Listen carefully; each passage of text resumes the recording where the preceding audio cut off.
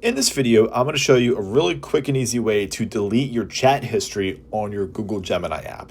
So if you have conversations or things that you just want to get rid of in that history, it's really easy to do. So let's go to Gemini.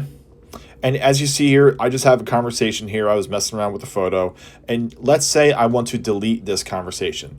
So what you want to do is go to the two lines at the top left-hand corner. And this is going to bring you to a certain amount of settings and stuff like that. But you have recents and all of your chats will end up here. So what you want to do is go ahead and click and hold the conversation that you want to get rid of. And simply go ahead and hit delete.